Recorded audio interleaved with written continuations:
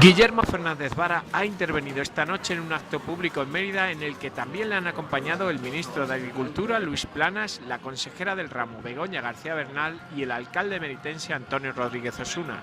En el transcurso del acto, Fernández Vara ha asegurado que 600.000 extremeños se verán beneficiados directamente con los presupuestos del Estado para este año 2019. Esos presupuestos le suben las pensiones a las pensiones mínimas, el 3%. Eso aquí en Extremadura se llama 170.000 personas, porque las personas que tienen dependencia van a ver aumentado el presupuesto en un 60%.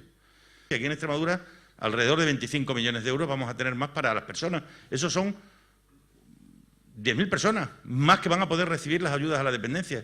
Tienen nombres y tienen apellidos.